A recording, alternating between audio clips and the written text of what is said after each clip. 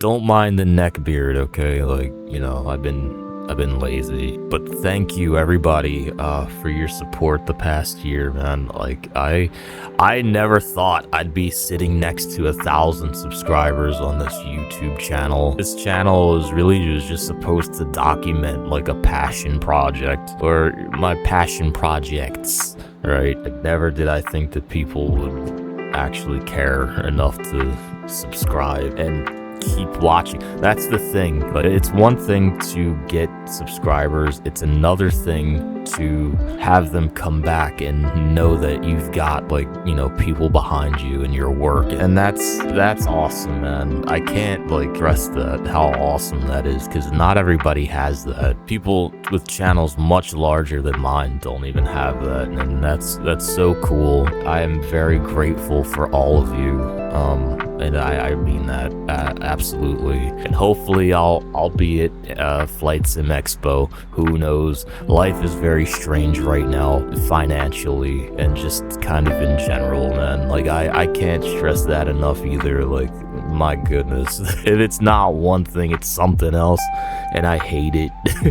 I kind of put the channel on autopilot while I figure that out, and I'm trying to like do other content. I talked about this on my other video, and I got the notification, hey, a year has gone by, congratulations on your channel's 1-year anniversary. And I'm like, wait, really? Like, it's August? Already? Like, no fucking way, brother. My mind, things have been so crazy. Like, my mind is still like in like June of 2025. I secretly wanted to get to 1,000 by August 1st, but I could have, but like I know that it's kind of my fault that I didn't, and whatever.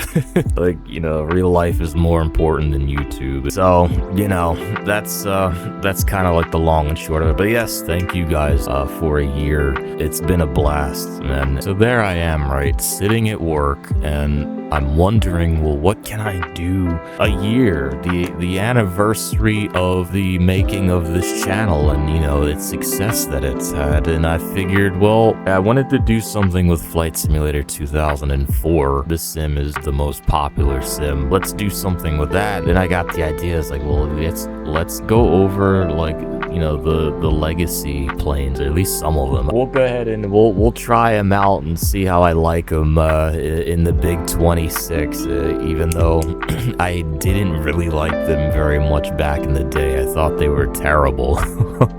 Let's see if I still think that way. And let's start out with the Wright flyer. Like, why not, right? So yeah, this is look at this. Can you believe this? Now, it's interesting because now I'm looking at this with active camera. And mind you, like back in the day, right, when I, had active camera and, all the add-ons that would let me walk around and stuff, I was like well past the point of wanting to fly these legacy planes. So I wonder what having these tools at my disposal and like all these like better graphics and stuff and add-ons, I wonder if it'll change my mind, because I've never seen like the engine in first person. Like the view is always this, and like maybe like you snapped to like the side view and like the VC or something. I don't remember, but now that I can like look around and look at the 3D modeling, like that. Or maybe it's just been a long time and I don't remember. I don't know, but this is new. I don't remember.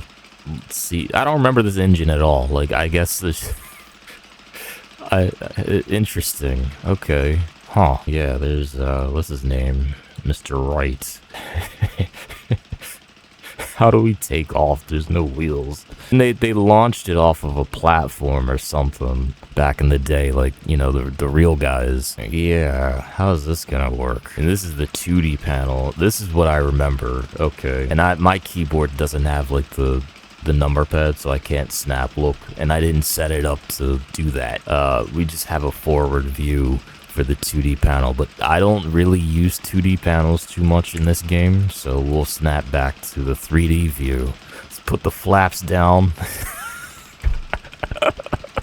I got jokes. Alright, let's see what we got.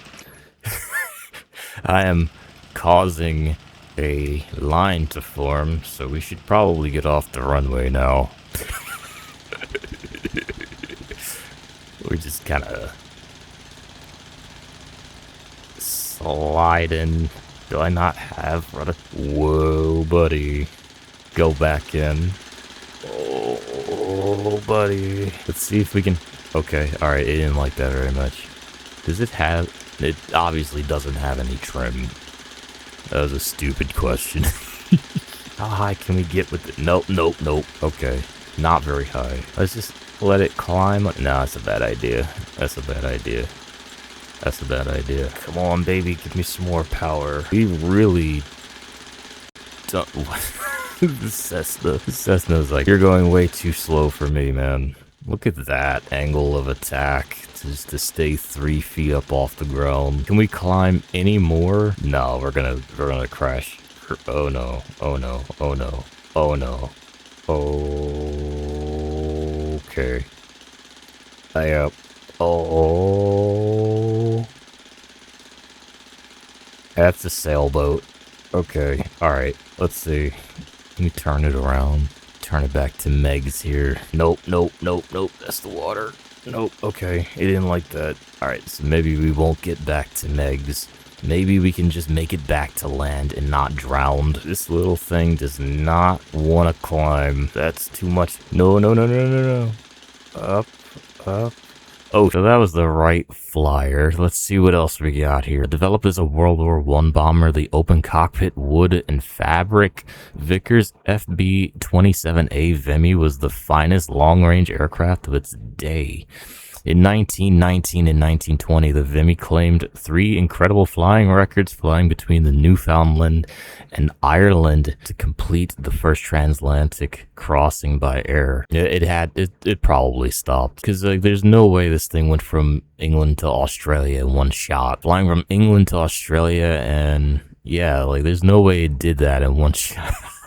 Okay, you know, these 3D models, like the 3D modeling for the flight decks and even the airplanes, are a little bit better than I remember them being. I mean, granted, like, I'm in 1440p right now. You know, I've got this completely overpowered PC, so I'm sure that has something to do with it. This steering wheel thing. Yeah, like, this is modeled better than I remember it being, but let's see, can we get more than, like, I don't know, 12 feet off the ground? Even though I'm sure, like, the Wright flyer model, that was historically accurate, it only lasted a few seconds, right? Biblically accurate Wright flyer. Does it have any flaps? I don't think so.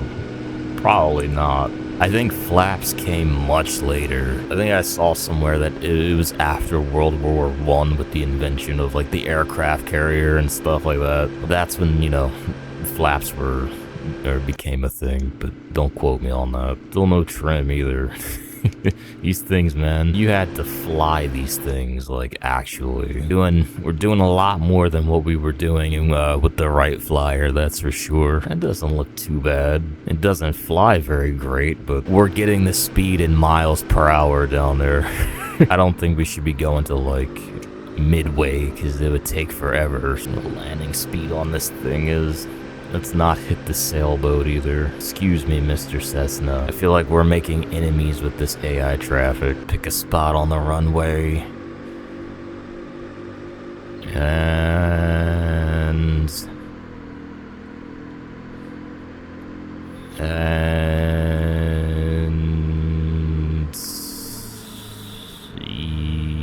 Yep.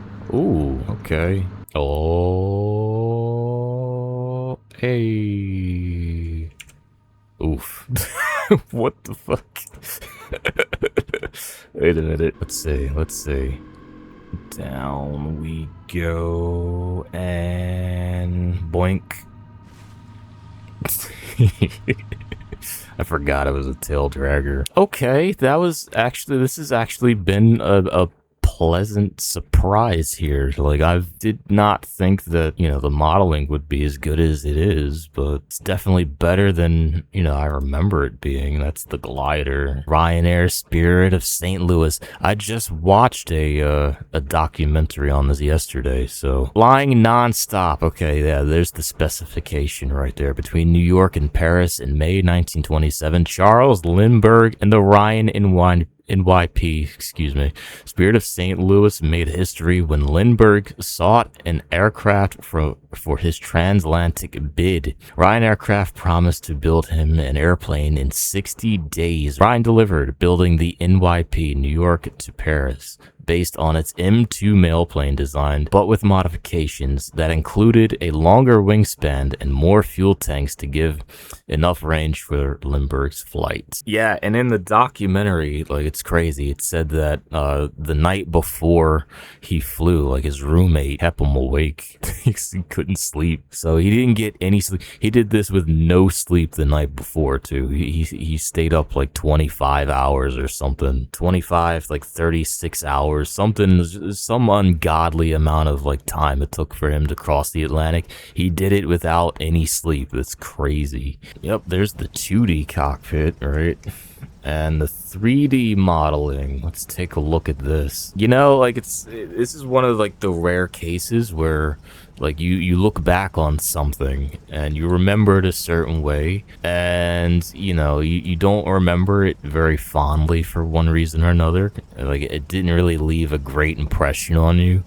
But I've come to tell you that this is a lot better than I remember it being. Like, the modeling, it's still not great, don't get me wrong, but it's way better than I remember it. Yeah, like the wicker seat, you got the wood for the skylight here, so we can track his position with the stars. And there's the periscope. I'm pretty sure we can't see, I don't think we can use it. Yeah, like, I'm clicking on it now and it's not clickable, so we're gonna fly blind, and that's kind of disappointing. Like, they could have made the periscope usable, but oh, that's sensitive. That's incredibly sensitive. In the documentary too, it stated that the ground was soaking wet because the night before it had rained. Ground was super saturated, and it took like 3-4 different people pushing it down the runway. Oh nope, not the sailboat. Okay, we swerved it. It took like 3 or 4 people pushing the plane down the runway to get it up to speed, and it barely cleared the power lines at the end. That's crazy. And she is a brick. Look at that. I think, now that I think about it, I think me not liking these planes back in the day had more to do with how they flew. Like, look at my rear elevators. Like, they're all the way up, and I am barely keeping... Okay, there's trim with this one. Alright, yeah. Alright, we got some trim. Yeah, there's the trim lever right there. So that's pretty neat. Let's see if we can land it, like, with the... No, there's no way, man. There's no way. This would be a very interesting model if the periscope worked. It would just be really fun to try and land it at different airports, like different challenging airports, if, from the periscope. Oh, look, we lined it up pretty okay. I mean, we would have landed on the taxiway. But imagine trying to land Kai Tak or like St. Bart's using the periscope. I think that'd be pretty fun. The videos you can make with that, I don't know if anybody's made a more detailed, accurate model of this plane, because why would you? Okay, we're kind of fast. Skirt. No brakes. Oh, we're gonna die. We're gonna die. We're gonna die. Stop. These things really didn't have brakes back in the day. Like, was there no pulley system for that or something they could have thought up of? Not the water. Alright, we barely made it. We'll do one more. The DC-3 cargo. We got Emerald Harbor Air. We'll just do the regular cargo one. The Douglas DC-3 revolutionized air transportation and airline service during the 30s. Somebody was in my comments saying that they wanted me to fly something from the 30s and the 40s. Well, here you go. It was a luxury airliner that boasted cabin heat and running water in its onboard lavatory. Yeah, that was very advanced for back then. With the right balance of efficiency, range, speed, and payload, the DC-3 was the first aircraft to earn a profit for its owner just by carrying passengers. The hero of early airlines, a handful of DC-3s are still at work today. It was the DC-3 that was in World War II, right? This was like a troop carrier. They jumped from this also. So let's check it out, right? That sort of flat, two-dimensional, like, overhead. Not as nice as, you know, the other ones, in my opinion. But then again, the other ones are simpler. This is a much more advanced airplane. There's a lot more that, you know, I guess the modelers were like, we'll just put a flat texture and call it a day. So, I don't know, this is a miss for me, if these were, like, 3D. Because it's like, you made these 3D, right? These switches, like, I don't understand, like, skipping out like that. Like, you skipped over these buttons and these knobs and switches and dials. Like, you could have just did that. Like, you made this engine selector 3D, you made these, like, lights or whatever, you made them 3D. You couldn't have just did that with this. Like, I don't know. That's always kind of bugged me, even back in the day. But whatever, right? It's a default model. Like, what are you gonna do?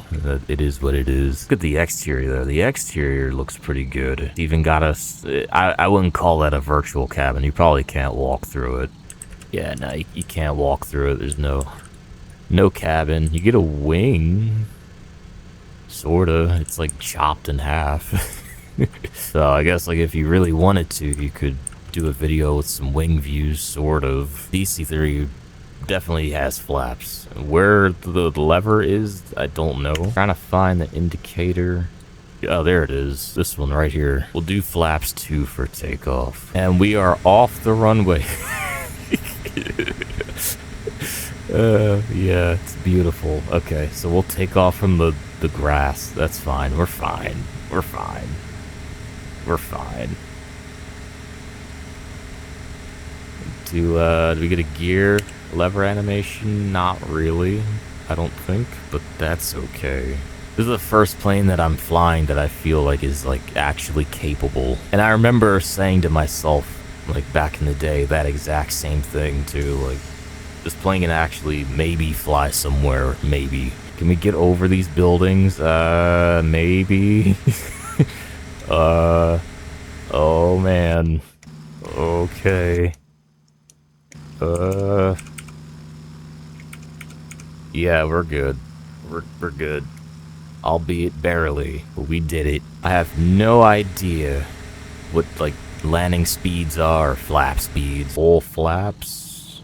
Put the gear all the way down. I have a feeling that 120... Surely that's knots by this point. There's no way they're still measuring airspeed in miles an hour in the 30s and 40s. I don't know. Any historians in the comments, like, let me know.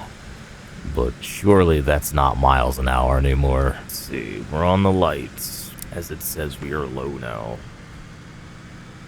And clear the buildings.